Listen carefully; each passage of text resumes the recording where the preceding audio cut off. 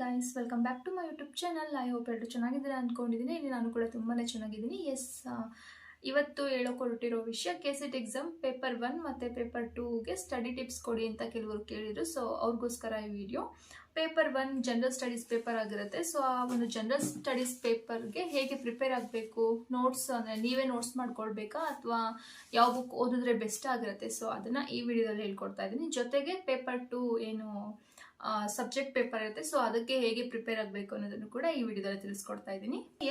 Paper 1 ಬಂದು general studies paper ಆಗಿರುತ್ತೆ. ಇಲ್ಲಿ 50 ಕ್ವಶನ್ಸ್ಗಳಿರುತ್ತೆ. Each questions carry 2 marks. So total 100 ಮಾರ್ಕ್ಸ್ಗೆ ಪೇಪರ್ 1 ಇರುತ್ತೆ ಜನರಲ್ ಸ್ಟಡೀಸ್ ಪೇಪರು. ಸೊ ಈ ಪೇಪರ್ನಲ್ಲಿ ನಾನು ಮುಂಚೆನೇ ಹೇಳಿದಾಗೆ ಜನರಲ್ ಸ್ಟಡೀಸ್ ಅಂದ ತಕ್ಷಣ ನಮಗೆ ಕರೆಂಟ್ ಅಫೇರ್ಸ್ ಎಲ್ಲ ಕೇಳ್ತಾನೆ, ಹಿಸ್ಟ್ರಿ ರಿಲೇಟೆಡ್ ಕ್ವಶನ್ಸ್ಗಳನ್ನೆಲ್ಲ ಕೇಳ್ತಾನೆ. ಆ ರೀತಿ ಯಾವ ರೀತಿ ಕ್ವಶನ್ಸ್ಗಳನ್ನು ಕೂಡ ಕೇಳೋದೇ ಇಲ್ಲ ಅವನು. ಸೊ ಹಾಗಾದರೆ ಜನರಲ್ ಸ್ಟಡೀಸ್ನಲ್ಲಿ ಕರೆಂಟ್ ಅಫೇರ್ಸ್ನ ಕೇಳಲ್ಲ ಅಂದರೆ ಇನ್ನೇನು ಕೇಳ್ತಾನೆ?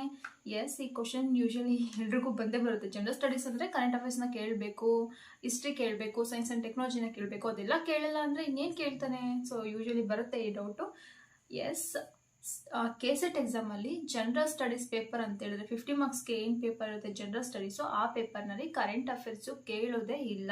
ಕರೆಂಟ್ ಅಫೇರ್ಸ್ನ ಬಿಟ್ಟು ಇನ್ನೇನು ಕೇಳ್ತಾನೆ ಅಂದರೆ, ನಾನು ಮುಂಚೆ ಲಾಸ್ಟ್ ವಿಡಿಯೋದಲ್ಲಿ ಹೇಳಿದಾಗೆ ಕೆಟೆಟ್ ಎಕ್ಸಾಮ್ ಬರೀಬೇಕಾದ್ರೆ, ಅದೇ Karnataka teachers eligibility test BEd ಆದವರು ಕೆಟೆಟ್ ಎಕ್ಸಾಮ್ ಬರೀತಾರಲ್ಲ, ಸೊ ಅವ್ರು ಬರೀಬೇಕಾದ್ರೆ ಅವ್ರಿಗೆ ಹೆಂಗೆ ಪೆಡಾಗಗಿ ಮತ್ತು ಸೈಕಾಲಜಿ ಕ್ವಶನ್ಸ್ಗಳನ್ನ 30 ಕ್ವಶನ್ಸ್ಗಳನ್ನ ಕೇಳಿರ್ತಾನೆ. ಸೊ ಅದೇ ಥರ ಕ್ವಶನ್ಸ್ಗಳು ಸೇಮ್ ಪೆಡಾಗಗಿ ಮತ್ತು ಸೈಕಾಲಜಿ ರಿಲೇಟೆಡ್ ಕ್ವಶನ್ಸ್ಗಳು, ಕ್ಲಾಸ್ ರೂಮ್ ಸಿಚುವೇಶನ್ಸ್ಗೆ ರಿಲೇಟೆಡ್ ಆಗಿರುವಂತಹ ಕ್ವಶನ್ಸ್ಗಳನ್ನ ಇಲ್ಲಿ ಕೂಡ ಕೇಳ್ತೇವೆ. ಸೊ ಫಾರ್ ಎಕ್ಸಾಂಪಲ್ ಇಲ್ಲಿ ಕೊಟ್ಟಿರುವಂತಹ ಪೇಪರಲ್ಲಿ ಕೊಟ್ಟಿರುವಂತಹದ್ದೇ ಒಂದು ಉದಾಹರಣೆ ಹೇಳ್ತೀನಿ.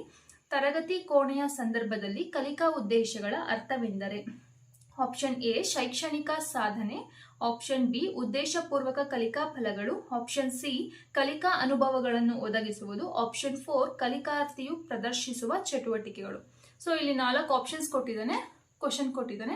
ಸೊ ಈ ಕ್ವಶನ್ಗೆ ನಾವು ಡೈರೆಕ್ಟಾಗಿ ಆನ್ಸರ್ನ ಓದ್ಕೊಂಡು ಬರೆಯೋದಕ್ಕೆ ಆಗಲ್ಲ, ಬಿಕಾಸ್ ಇದು ಅಪ್ಲೈಡ್ ಕ್ವಶನ್ಸ್ಗಳು. ನಾವು ಇದನ್ನು ಯೋಚನೆ ಮಾಡಿ ಆ ಒಂದು ಕ್ಲಾಸ್ ರೂಮ್ ಸಿಚುವೇಶನ್ಸ್ನ ಯೋಚನೆ ಮಾಡಿಕೊಂಡು ಥಿಂಕ್ ಮಾಡಿ ಇದಕ್ಕೆ ನಾವು ಆನ್ಸರ್ ಬರೀಬೇಕಾಗುತ್ತೆ. ಸೊ ಇದನ್ನು ಯಾವ ಬುಕ್ಕಲ್ಲೋ ಓದ್ಕೊಂಡು ನಾವು ಬರಿತೀವಿ ಅಂದರೆ ಆಗಲ್ಲ, ಬಿಕಾಸ್ ಎಲ್ಲ ಬುಕ್ಗಳಲ್ಲೂ ಅಂದರೆ ಈ ಸಲ ಈ ಕ್ವಶನ್ಸ್ ಕೇಳಿದ್ದಾನೆ. ನೆಕ್ಸ್ಟ್ ಟೈಮು ಕ್ಲಾಸ್ ರೂಮ್ ಸಿಚುವೇಶನ್ಗೆ ರಿಲೇಟೆಡ್ ಆಗಿ ಬೇರೆ ಇನ್ಯಾವುದೋ ಕ್ವಶನ್ನ ಕೇಳ್ಬೋದು. ಸೊ ಈ ರೀತಿ ಕ್ವಶನ್ಸ್ಗಳು ಅಪ್ಲೈಡ್ ಕ್ವಶನ್ಸ್ಗಳು ಬುಕ್ಗಳಲ್ಲಿ ಓದ್ಕೊಂಡು ತಿಳ್ಕೊಳಕ್ಕಾಗಲ್ಲ, ಬಟ್ ನಾವು ಅದನ್ನು ಯೋಚನೆ ಮಾಡಿ ನಮ್ಮ ಬುದ್ಧಿಗೆ ಸ್ವಲ್ಪ ಕೆಲಸ ಕೊಟ್ಟು ಯೋಚನೆ ಮಾಡಿ ಬರಿಬೇಕಾಗತ್ತೆ. ದೆನ್ ಅವನು ಇನ್ನೂ ಒಂದು ಕ್ವಶನ್ ಕೇಳಿದ್ದಾನೆ. ಪಿಯಾಜೆಯವರ ಪ್ರಕಾರ ಜ್ಞಾನಾತ್ಮಕ ಕಾಗ್ನೇಟಿವ್ ಬೆಳವಣಿಗೆಯ ಸರಿಯಾದ ಅನುಕ್ರಮಣಿಕೆ ಆಪ್ಷನ್ ಎ ಔಪಚಾರಿಕ ಕಾರ್ಯಗಳ ಹಂತ, ಮೂರ್ತ ಕಾರ್ಯಗಳ ಹಂತ, ಸಂವೇದನಾ ಗತಿ ಹಂತ, ಕಾರ್ಯಪೂರ್ವ ಹಂತ ಅಂತೇಳಿ ಅವರು ಆಪ್ಷನ್ಸ್ನ ಕೊಟ್ಟಿದ್ದಾರೆ. ಸೊ ಇದು ಪಿಯಾಜೆ ಅವ್ರದ್ದು ಜ್ಞಾನಾತ್ಮಕ ಬೆಳವಣಿಗೆ ನಾವು ಎಲ್ಲಿ ಓದಿರ್ತೀವಿ, ನಾವು BEd ಮಾಡ್ಬೇಕಾದ್ರೆ ನಮಗೆ ಸೈಕಾಲಜಿ ಅಥವಾ ಪೆಡಾಗಗಿ ಕ್ಲಾಸಸ್ಗಳು ಏನಿರುತ್ತೆ, ಸೊ ಅಲ್ಲಿ ನಾವು ಪಿಯಾಜೆ ಅವ್ರ ಬಗ್ಗೆ, ಜೀನ್ ಪಿಯಾಜೆ ಅವ್ರ ಬಗ್ಗೆ ಓದಿರ್ತೀವಿ. ಅವರ ಜ್ಞಾನಾತ್ಮಕ ಬೆಳವಣಿಗೆಯ ಒಂದು ಹಂತಗಳ ಬಗ್ಗೆ ಇದ್ರ ಬಗ್ಗೆ ಓದಿರ್ತೀವಿ ನಾವು. ಎಲ್ಲಿ ಅಂದರೆ BEd ಅಲ್ಲಿ ಓದಿರ್ತೀವಿ. ಸೊ ಈ ರೀತಿ ಕ್ವಶನ್ಸ್ಗಳನ್ನೆಲ್ಲ ನಾವು ಕ್ಲಿಯರ್ ಮಾಡಬೇಕು ಅಥವಾ ಈ ರೀತಿ ಕ್ವಶನ್ಸ್ಗಳನ್ನೆಲ್ಲ ನಾವು ಕ್ರ್ಯಾಕ್ ಮಾಡಬೇಕು ಅಂದರೆ, ಸೊ ನಾವೇನು ಮಾಡಬೇಕು, ಪೆಡಾಗಗಿ ಅಥವಾ ಸೈಕಾಲಜಿ ರಿಲೇಟೆಡ್ ಆಗಿರುವಂತಹ ಕ್ವಶನ್ಸ್ಗಳನ್ನ ಓದಲಿಕ್ಕೆ ಶುರು ಮಾಡಬೇಕು. ಸೊ ಟೆಟ್ ಎಕ್ಸಾಮ್ ಅಂದರೆ ಹೈಸ್ಕೂಲ್ ಮಕ್ಕಳಿಗೆ ಪಾಠ ಮಾಡೋರು ಏನು ಟೆಟ್ ಎಕ್ಸಾಮ್ನ ಕ್ಲಿಯರ್ ಮಾಡ್ಕೋತಾರೆ, ಅವರಷ್ಟೇ ಪೆಡಾಗಗಿನ ಓದಬೇಕು, ಸೈಕಾಲಜಿನ ಓದಬೇಕು ಅನ್ನೋದು ಏನಿಲ್ಲ. ಬಿಕಾಸ್ ಯಾಕಂತ ಹೇಳಿದ್ರೆ ಈ ಸಲ KE ಅವರು ಇವಾಗ ಈ ಒಂದು ಕೆಸೆಟ್ ಎಕ್ಸಾಮ್ನ KE ಅವರು ಕಂಡಕ್ಟ್ ಮಾಡ್ತಿರೋದ್ರಿಂದ ಸೊ ಅವರು ಕೇಳೋವಂಥ ಚಾನ್ಸಸ್ಸು ತುಂಬಾ ಇದೆ. ಆಲ್ರೆಡಿ ಕೇಳಿದ್ದಾರೆ ಕೂಡ, ಈ ಸಲ ಕೇಳಿದ್ದಾರೆ ಅವರು ಸೈಕಾಲಜಿ ರಿಲೇಟೆಡ್ ಆಗಿರುವಂತಹ ಕ್ವಶನ್ಸ್ಗಳನ್ನ ತುಂಬಾ ಕೇಳಿದ್ದಾರೆ. ಕೆಸೆಟ್ ಎಕ್ಸಾಮ್ ಬರೆಯೋರು ಬೆಸ್ಟ್ ಅಂತ ಹೇಳಿದ್ರೆ ಜನರಲ್ ಸ್ಟಡೀಸ್ಗೆ ಯಾವ ಬುಕ್ಗಳನ್ನು ಕೂಡ ನೀವು ರೆಫರ್ ಮಾಡಬೇಡಿ. ನೀವೇ ಓನ್ ಆಗಿ ಬುಕ್ಸ್ ಅಂದರೆ ನೀವೇ ಓನ್ ಆಗಿ ನೋಟ್ಸನ್ನು ಪ್ರಿಪೇರ್ ಮಾಡಿಕೊಂಡು ಓದಲಿಕ್ಕೆ ಶುರು ಮಾಡಿ. ಯಾವ್ದಾದ್ರು ಒಂದು ಬುಕ್ ಓದಿದ್ರೆ ಅದರಿಂದ 5ರಿಂದ 6 ಕ್ವಶನ್ಸ್ ಬರೋದು ಹೆಚ್ಚು, ಅದಕ್ಕಿಂತ ಜಾಸ್ತಿ ಕ್ವಶನ್ಸ್ಗಳು ಖಂಡಿತವಾಗ್ಲೂ ಬರೋದಿಲ್ಲ. ಸೊ ಹಾಗಾಗಿ ಬುಕ್ಸ್ನ ತಗೊಂಡು ಓದೋದಕ್ಕಿಂತ ನೀವುಗಳೇ ಕ್ವಶನ್ಸ್ಗಳನ್ನ ರೆಡಿ ಮಾಡಿಕೊಂಡು ಈಗ ನಾನು ಹೇಳ್ತಿರೋದ್ರ ಮೇಲೆ ಒಂದು ಒಂದು ಐಡಿಯಾ ಇಟ್ಕೊಂಡು ನೀವುಗಳೇ ಇದನ್ನು ರೆಡಿ ಮಾಡಿಕೊಂಡು ನೀವುಗಳೇ ನೋಟ್ಸ್ನ ರೆಡಿ ಮಾಡ್ಕೊಂಡು ಓದೋದು ಬೆಟರ್ ಆಪ್ಷನ್ನು. ಸೊ ಇನ್ನು ನೆಕ್ಸ್ಟ್ ಏನು ಆಗಲೇ ಪೆಡಾಗಗಿ ಮತ್ತು ಸೈಕಾಲಜಿ ಓದಬೇಕು. ಜೊತೆಗೆ ಇನ್ನೇನು ಓದಬೇಕು, ಜನರಲ್ ಸ್ಟಡೀಸ್ ಪೇಪರ್ನ ಕ್ಲಿಯರ್ ಮಾಡಬೇಕು ಅಥವಾ ಜಾಸ್ತಿ ಮಾರ್ಕ್ಸ್ ತಗೊಳ್ಬೇಕು ಅಂದರೆ ನಾವು ಪರಿಸರಕ್ಕೆ ಸಂಬಂಧಪಟ್ಟಂತೆ ಎನ್ವಿರಾನ್ಮೆಂಟ್ಗೆ ರಿಲೇಟೆಡ್ ಆಗಿರುವಂತಹ ಕ್ವಶನ್ಸ್ಗಳನ್ನ ಕೇಳ್ತಾರೆ. ಸೊ ಹಾಗಾಗಿ ಒಪ್ಪಂದಗಳು ಅಂದರೆ ಪರಿಸರಕ್ಕೆ ಸಂಬಂಧಪಟ್ಟಂತೆ ರಾಷ್ಟ್ರೀಯ ಒಪ್ಪಂದಗಳು ಮತ್ತು ಅಂತಾರಾಷ್ಟ್ರೀಯ ಒಪ್ಪಂದಗಳು ಯಾವ್ಯಾವ್ದಿದೆ, ಕ್ಲೈಮೇಟ್ಗೆ ರಿಲೇಟೆಡ್ ಆಗಿ ಏನೇನು ಕ್ವಶನ್ಸ್ಗಳು ಫ್ರೇಮ್ ಆಗಿದೆ, ಸೊ ಆ ರೀತಿ ಕ್ವಶನ್ಸ್ಗಳನ್ನ ನಾವು ಓದಲಿಕ್ಕೆ ಶುರು ಮಾಡಬೇಕು. ಎಜುಕೇಶನ್ಗೆ ಸಂಬಂಧಪಟ್ಟಂತೆ ಅಂದರೆ ಶಿಕ್ಷಣಕ್ಕೆ ಸಂಬಂಧಪಟ್ಟಂತೆ ಯಾವ್ಯಾವ ಅಪ್ಲಿಕೇಶನ್ಸ್ಗಳನ್ನ ಕರ್ನಾಟಕ ಸರ್ಕಾರ ಇಂಪ್ಲಿಮೆಂಟೇಷನ್ ಮಾಡಿದೆ, ಅಥವಾ ನಮ್ಮ ಇಂಡಿಯಾದಲ್ಲಿ ಎಜುಕೇಷನ್ಗೆ ಸಂಬಂಧಪಟ್ಟಂತೆ ಯಾವ್ಯಾವ ಅಪ್ಲಿಕೇಶನ್ಸ್ಗಳಿದೆ ಅಥವಾ ಯಾವ್ಯಾವ ಯೋಜನೆಗಳಿದೆ, ಇವುಗಳ ಬಗ್ಗೆ ಎಲ್ಲ ಒಂದಷ್ಟು ನಾಲೆಡ್ಜನ್ನು ಬೆಳೆಸ್ಕೋಬೇಕು. ಮತ್ತು ಸಸ್ಟೈನಬಲ್ ಡೆವಲಪ್ಮೆಂಟ್ ಅಂತಂದರೆ ಸುಸ್ಥಿರ ಅಭಿವೃದ್ಧಿಯ ಗುರಿಗಳೇನಿದೆ, ಆ ಒಂದು ಗುರಿಗಳನ್ನ ಮುಂಚೆ 8 ಸಸ್ಟೈನಬಲ್ ಡೆವಲಪ್ಮೆಂಟ್ಸ್ ಅಂದರೆ ಗೋಲ್ಸ್, ಸಸ್ಟೈನಬಲ್ ಡೆವಲಪ್ಮೆಂಟ್ ಗೋಲ್ಸ್ಗಳು ಮುಂಚೆ 8 ಏನೋ ಇತ್ತು. ಸೊ ಈಗ ಜಾಸ್ತಿ ಆಗಿದೆ. ಸೊ ಅವುಗಳನ್ನೆಲ್ಲ 1 by 1 ಓದ್ಕೊಳ್ತಾ ಹೋಗಬೇಕು ನಾವು. ಅದು ಯೂನಿವರ್ಸಿಟಿಗಳ ಬಗ್ಗೆ ಅಂದರೆ ಈಗ ಕರ್ನಾಟಕದ ಮೊದಲ ಯೂನಿವರ್ಸಿಟಿ ಯಾವುದು, ಭಾರತದಲ್ಲಿ ಮೊದಲ ಯೂನಿವರ್ಸಿಟಿ ಯಾವುದು, ಮೊದಲು ಓಪನ್ ಯೂನಿವರ್ಸಿಟಿ ಆಗಿದ್ದು ಎಲ್ಲಿ, ಯಾವುದು, ಆ ಒಂದು ಓಪನ್ ಯೂನಿವರ್ಸಿಟಿ ನೇಮ್ ಏನು, ಇದ್ರ ಬಗ್ಗೆ ಒಂದಷ್ಟು ನಾವು ಇನ್ಫಾರ್ಮೇಶನ್ ಇಟ್ಕೊಳ್ಬೇಕಾಗುತ್ತೆ. ಯೂಟ್ಯೂಬಲ್ಲಿ ಏನು ಮೆಂಟಲ್ ಎಬಿಲಿಟಿ ಕ್ಲಾಸ್ಗಳು ಸಿಗುತ್ತೆ, ಆ ಒಂದು ಮೆಂಟಲ್ ಎಬಿಲಿಟಿ ಕ್ಲಾಸ್ಗಳನ್ನ ಕೂಡ ನೋಡ್ಕೊಳ್ಳಿ. ಜೊತೆಗೆ ಆದಷ್ಟು ನೀವು ಪೆಡಗಾಗಿ ಅಥವಾ ಏನು ಸೈಕಾಲಜಿ ರಿಲೇಟೆಡ್ ಕ್ವಶನ್ಸ್ಗಳಿರುತ್ತೆ, ಆ ಒಂದು ಕ್ವಶನ್ಸ್ಗಳಿಗೆ ಪ್ರಿಪೇರ್ ಆಗೋಕ್ಕೆ ಟ್ರೈ ಮಾಡಿ. ಬಿಕಾಸ್ ಈ ಸಲ ಮೋಸ್ಟ್ ಆಫ್ ದ ಕ್ವಶನ್ ಕೇಳಿರೋದೇ ಅವನು ಸೈಕಾಲಜಿ ಮತ್ತು ಪೆಡಗಾಗಿ, ಅಂದರೆ ಸೈಕಾಲಜಿ ಅಥವಾ ಪೆಡಗಾಗಿ ರಿಲೇಟೆಡ್ ಆಗಿರುವಂತಹ ಕ್ವಶನ್ಸ್ಗಳನ್ನ ಜಾಸ್ತಿ ಕೇಳಿದ್ದಾನೆ. ಅದ್ರ ಜೊತೆಗೆ ಮೆಂಟಲ್ ಎಬಿಲಿಟಿ ಕ್ವಶನ್ಸ್ಗಳನ್ನ ಕೂಡ ಜಾಸ್ತಿ ಕೇಳಿದ್ದಾನೆ. ಸಸ್ಟೈನಬಲ್ ಡೆವಲಪ್ಮೆಂಟ್ ಇಂದ 1 ಕ್ವಶನ್ ಕೇಳಿದ್ದಾನೆ, ದೆನ್ ಯೂನಿವರ್ಸಿಟಿ ಬಗ್ಗೆ 1 ಕೇಳಿದ್ದಾನೆ.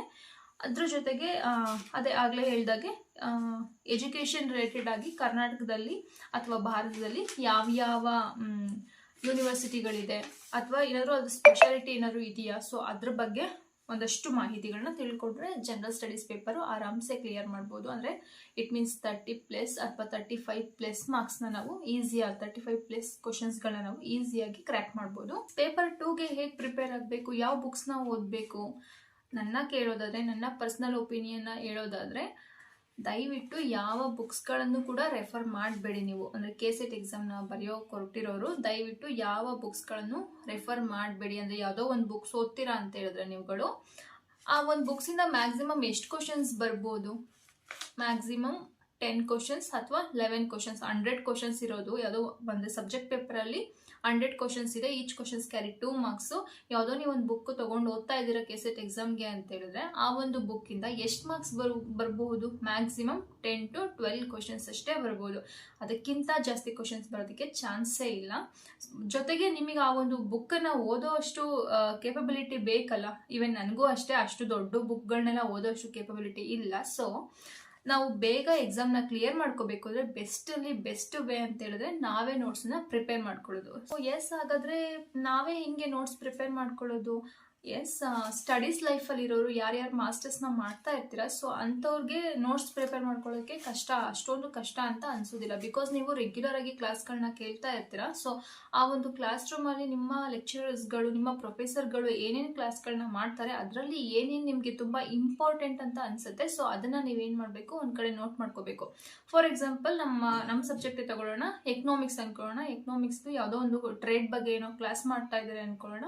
ಸೊ ಇಲ್ಲಿ ಟ್ರೇಡ್ ಬಗ್ಗೆ ಕ್ಲಾಸ್ ಮಾಡ್ಬೇಕಾದ್ರೆ ನಾವು ನ್ಯಾಷನಲ್ ಜೊತೆಗೆ ಇಂಟರ್ನ್ಯಾಷನಲ್ ಟ್ರೇಡ್ ಅಂಡ್ ಸರ್ವಿಸ್ ಬಗ್ಗೆ ಏನೋ ಒಂದು ಇಂಪಾರ್ಟೆಂಟ್ ನೋಟ್ ಅವ್ರೇನೋ ಹೇಳಿದ್ದಾರೆ ಅನ್ಬೇಕಾದ್ರೆ ಅದನ್ನು ನಾವೇನು ಮಾಡಬೇಕು, ಒಂದು ಕಡೆ ಸೆಪ್ರೇಟ್ ಆಗಿ ನೋಟ್ ಮಾಡ್ಕೊಂಡು ಇಟ್ಕೋಬೇಕು. ಅದ್ರ ಜೊತೆಗೆ ಕೆಲವೊಂದು ಥಿಯರಿಗಳನ್ನ ಯಾರ್ಯಾರು ಯಾವುದೋ ಒಂದು ಥಿಯರಿ ಇದೆ, ಆ ಥಿಯರಿನ ಬರ್ದವ್ರು ಯಾರು ಅನ್ನೋದ್ರ ಬಗ್ಗೆ ಎಲ್ಲ ಡೀಟೇಲ್ ಆಗಿ ಸರ್ಗಳು ಹೇಳ್ತಾ ಇರ್ತಾರೆ. ಸೊ ಅದನ್ನು ನಾವೇನು ಮಾಡಬೇಕು, ಅದನ್ನು ಕೂಡ ಸೆಪ್ರೇಟ್ ಆಗಿ ಒಂದು ಕಡೆ ಇಟ್ಕೊಂಡು ಬರ್ಕೊಂಡು ಓದ್ಕೊಳ್ಳೋಕ್ಕೆ ಶುರು ಮಾಡಬೇಕು. ಕೆಲವೊಂದು ಇಂಡೆಕ್ಸ್ಗಳಿರುತ್ತೆ ಎಕನಾಮಿಕ್ಸ್ ಅಂದ್ರೆ, ಆಲ್ಮೋಸ್ಟ್ ಇಂಡೆಕ್ಸ್ಗಳು, ಸ್ಟ್ಯಾಟಿಸ್ಟಿಕ್ಸ್ಗಳು ಇವೆಲ್ಲ ಜಾಸ್ತಿ ಇರುತ್ತೆ ಎಕನಾಮಿಕ್ಸಲ್ಲಿ. ಸೊ ಆಲ್ಮೋಸ್ಟ್ ಸ್ಟ್ಯಾಟಿಸ್ಟಿಕ್ಸ್ ಬಗ್ಗೆ ಕ್ವಶನ್ಸ್ಗಳು ಜಾಸ್ತಿ ಕೇಳ್ತಾರೆ. ಹಾಗಾಗಿ ಮಾಸ್ಟರ್ಸ್ ಮಾಡ್ತಿರೋರು ಸ್ಟ್ಯಾಟಿಸ್ಟಿಕ್ಸ್ ನಿಮಗೆ ಕ್ಲಾಸ್ಗಳಲ್ಲಿ ಏನು ಸ್ಟ್ಯಾಟಿಸ್ಟಿಕ್ಸ್ ಕ್ಲಾಸಸ್ಗಳನ್ನ ಮಾಡ್ತಾರೆ, ಸೊ ಆ ಒಂದು ಕ್ಲಾಸಸ್ಗಳನ್ನ ದಯವಿಟ್ಟು ಚೆನ್ನಾಗಿ ಕೇಳಿ. ಯಾಕಂತ ಹೇಳಿದ್ರೆ most of the questions KCET ಅಲ್ಲಿ ಸ್ಟ್ಯಾಟಿಸ್ಟಿಕ್ಸ್ ರಿಲೇಟೆಡ್ ಆಗಿ ಬರುತ್ತೆ. ಸೊ ಹಾಗಾಗಿ ನಿಮಗೆ ಕ್ಲಾಸಲ್ಲಿ ನೀವು ಕ್ಲೀನಾಗಿ ಕ್ಲಾಸ್ಗಳನ್ನ ಕೇಳಿದ್ರೆ ಅದು ಯೂಸ್ ಆಗುತ್ತೆ ನಿಮಗೆ KCET ಎಕ್ಸಾಮಲ್ಲಿ.